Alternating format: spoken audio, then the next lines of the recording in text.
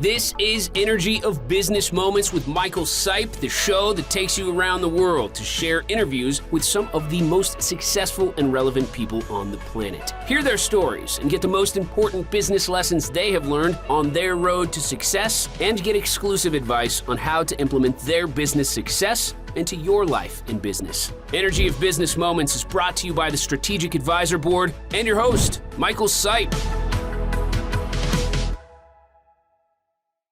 Hey there, everyone.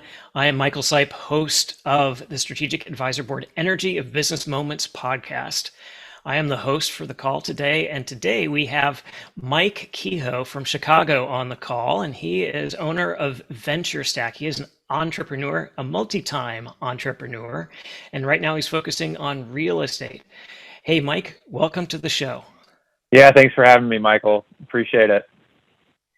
Yeah, great to have you here. And let's talk a little bit about your business and maybe a few of the other businesses you've had. But tell us about what you're doing right now with real estate.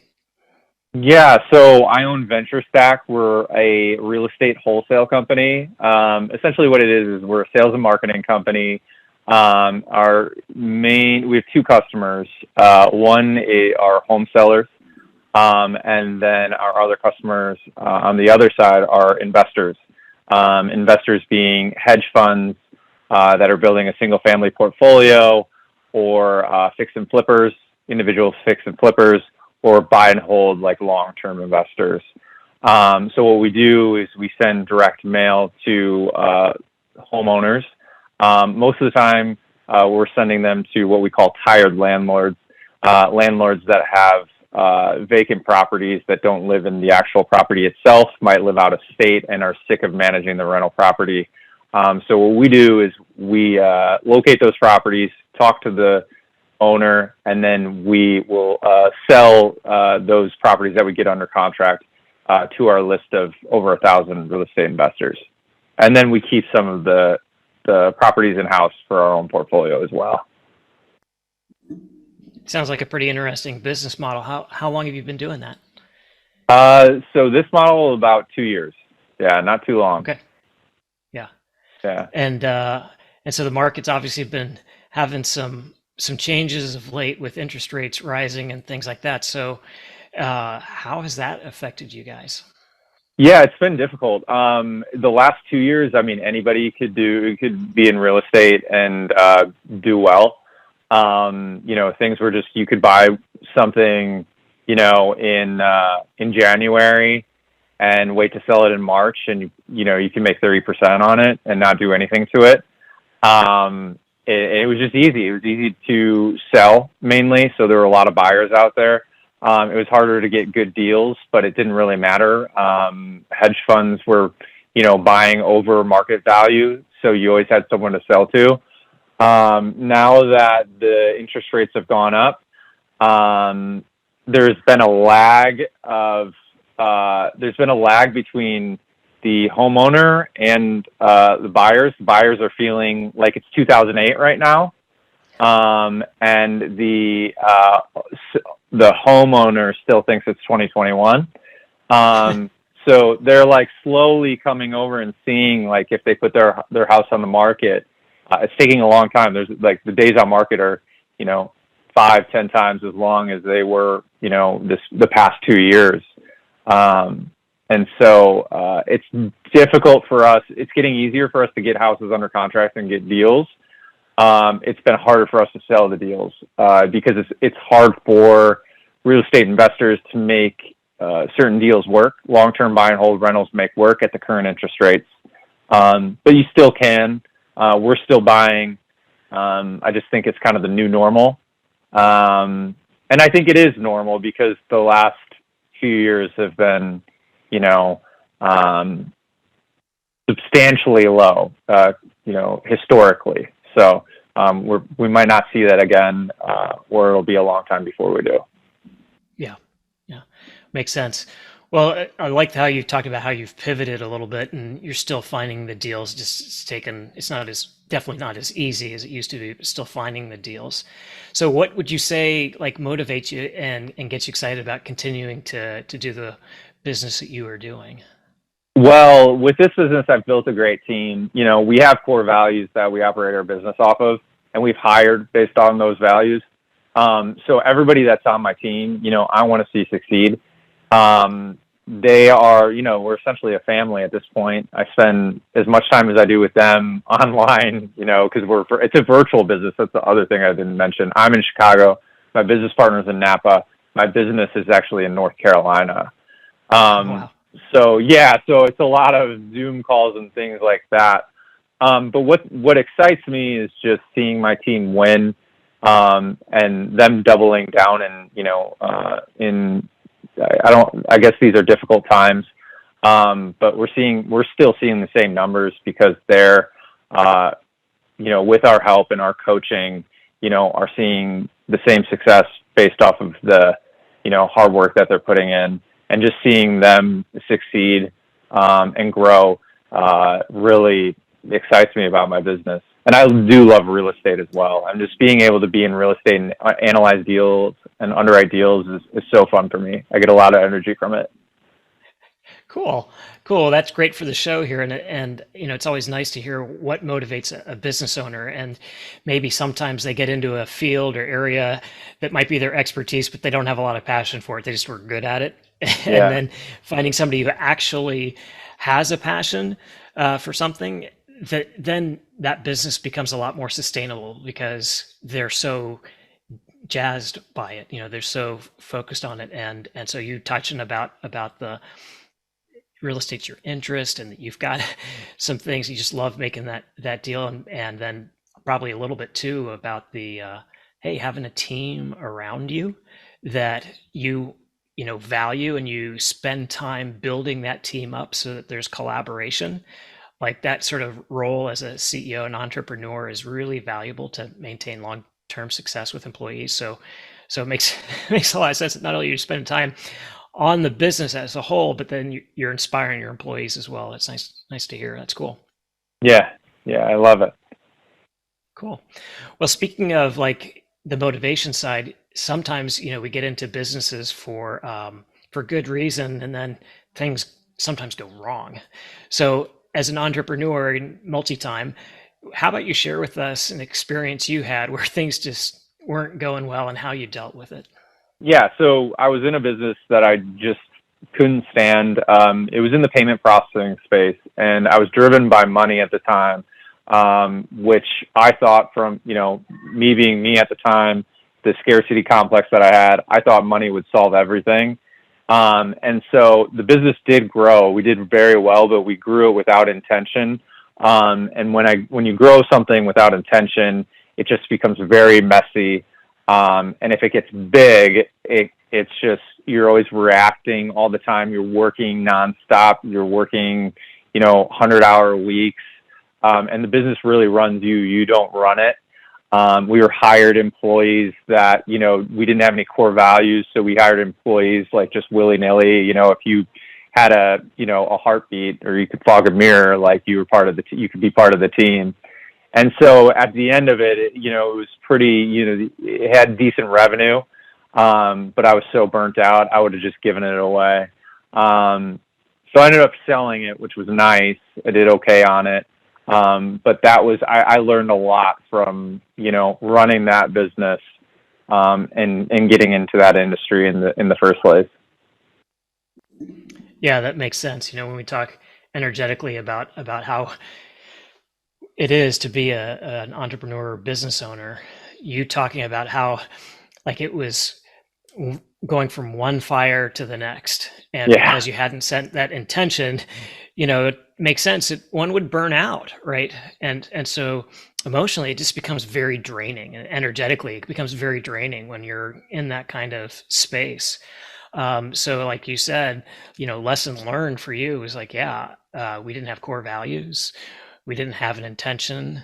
Maybe you had some loose goals, but you didn't have specific goals perhaps. And so obviously being able to, manage from a little better perspective would have helped you energetically, and maybe, worked in your favor. How true is that? Yeah, no, it's very true.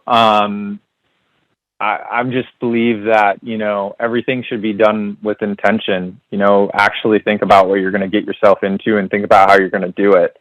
Because if you don't, it's just not going to, it's not going to be a healthy organization. It's not going to be a healthy business. You're not going to be healthy. You're not going to be healthy mentally. It just does not feel good. I was also in the wrong seat, I didn't know what my skill sets were at the time. And I was really down on myself too. I just didn't feel like I was operating on a level that I, had potential to. But it was because I was in, we run our business currently off of the Traction Book, EOS model, Entrepreneur's Operating System. And there's a visionary, usually at the top of every business, there's a visionary and an integrator. And so I was having to act, my partner in my first business was very, very visionary, not at all integrator. And I'm a visionary, but I can hop over to the integrator role.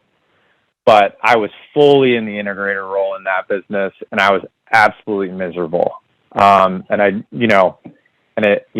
the end of the day, it was kind of my fault that it became the business that it did. But it just did not, it sucked all my energy. I was not happy. It probably wasn't fun to be around at the time. Yeah. Well, thanks for painting that picture much clearer. And that piece of an entrepreneur being the visionary or the integrator, or sometimes both. And clearly you were misaligned being the integrator, not as much the visionary. That makes a lot of sense and probably relates to a lot of people listening. So is there any other moment maybe where you felt like you had, as a business owner, a sense where you had to control everything, you micromanaged a lot? And if you did, how did you shift out of being that type of a person? Yeah, I mean, that's a good question. I was a terrible, so I keep going back to my first business because I made a lot of mistakes. But, my first hire, I just didn't know how to manage at all. So I didn't know how to delegate. And with her, she was an assistant of mine. And a lot of it, in the beginning, I would hand her something to do, and then I would be like, you know what, I'm just gonna do this myself. I don't want to take the time to teach you. It's going to take forever. I was just like really impatient, because she'd be trying to do something and trying to learn something. And, as anyone would, as I would, if I was trying to learn something, but I already had it in my head and I didn't really know how to, get it out of my head and train her on it. So we actually got to the point where like I was either going to fire her or she was going to quit. And I was too big of a, I guess, I didn't want to fire her. I didn't have it in me. So she quit. So I drove her to quit. And so that was my first hire. I guess that's not really micromanaging, but that's not being a good manager. And then with my current business right now, with the change in interest rates and things like that, we really had to tighten up our processes. And so, I was getting at the end, as our processes were pretty good, but pretty loose, and everybody was, I guess, quote unquote, fat and happy because the last 2 years have been really good to them on from a commission and revenue standpoint. And it's been pretty easy.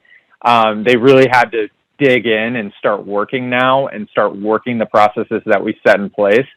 So before we actually rededicated ourselves to our processes and made some new processes that are pushing us forward now at a quick pace, I was micromanaging a lot at the end, and I'm like, what is wrong? Like, why aren't these people doing what I want them to do?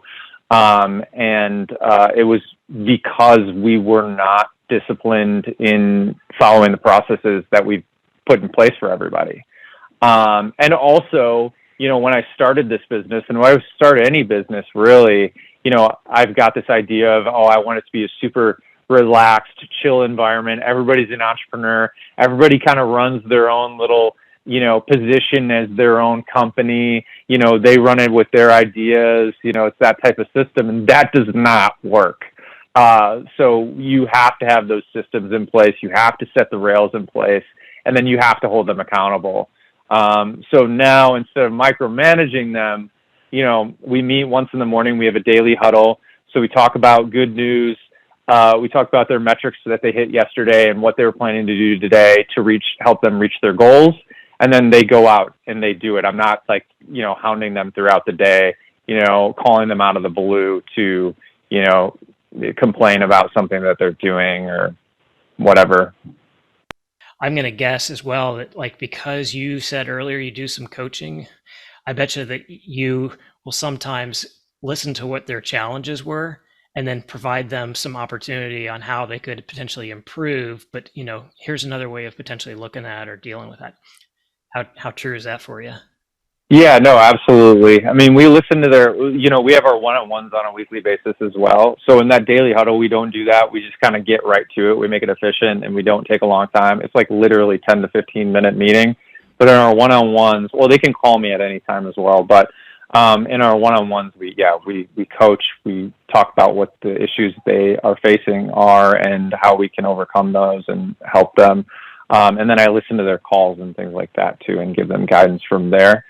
And then going back to your point about asking like what they're, some good news, and it's personal or business related at the beginning of that. I also call them, I'm a very authentic leader. That's the way I lead my business. Like they know a lot about me. I probably overshare with them, but we've become a very close-knit team. But I'll call them, out of the blue and just to simply ask about what they're doing for that weekend or how are things going in their life. And don't even ask a single thing about business. And I think that's really important. We're all human beings and we need to connect on, a level outside of like, did you hit your numbers? Yes or no. And that's extremely important right now for you to be able to keep people. I mean, there's a lot, I know that tech companies are doing a lot of layoffs, but there's still a lot of competition in most spaces, and they can go work for somebody else, probably get paid more. And so you have to, be different than other businesses. And that's one way that I go about it. Yeah, congratulations on seeing that need and then finding a way of trying to answer that. Because you're right, there are a lot of people leaving, and if they have the opportunity to go somewhere else, they probably will, right? So I love that personal touch, and also especially the calls and not bringing business into the call. Like that's huge. Sometimes people don't have a lot to share with other people, and so if they can trust and confide in you, then you develop a sense of loyalty there, which is needed right now. Yeah, no, Good. Absolutely, totally. Yeah. All right. Well, hey, tell us about like a high moment for you in any of your business. After that first business that I talked about, we created an offshoot business that created a point of sale system, and did very well. And I was able to sell that, and that was a real high point for me.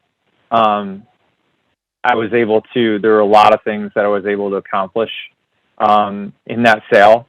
One was to kind of get out of the industry and space myself, like figure out what I could do next. It gave me the runway to be able to, stop and think and figure out what I wanted to do next.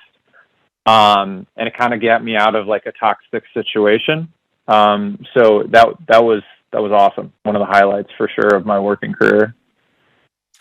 Yeah, that makes sense. For some of us where we feel trapped, that sense of freedom can be huge.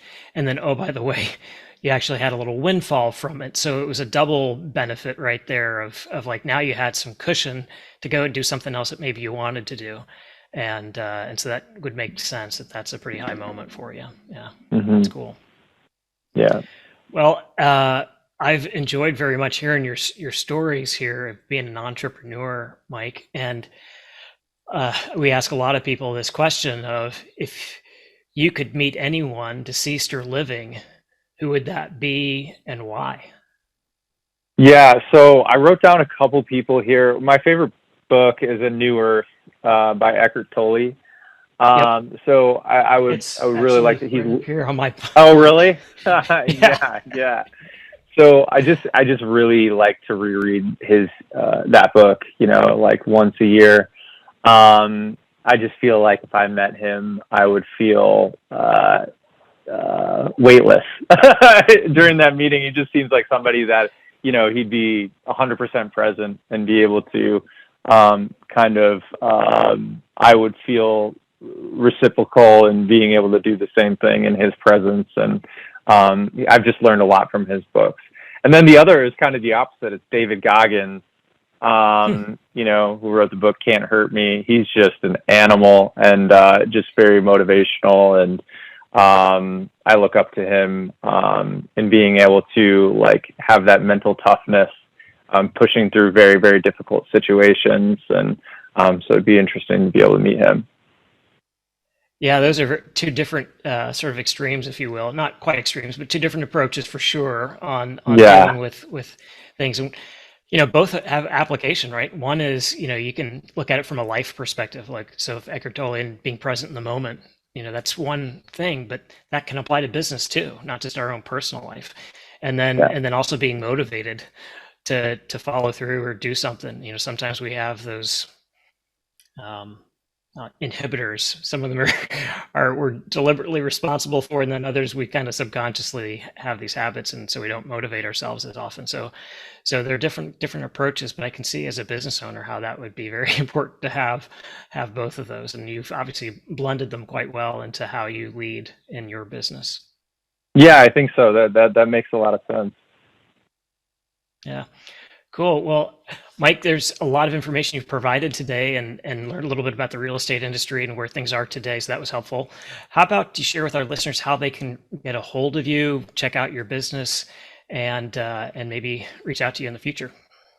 Yeah. So my business is venture-stack.com. Again, that's venture-stack.com. And then you can reach out to me via email at mike@venture-stack.com. Mike, I've enjoyed having you on the show. Thank you for giving up your time today to be here. And hopefully people will get a little bit out of what you shared with them today. Thanks. Absolutely. It's been fun. Thanks for having me.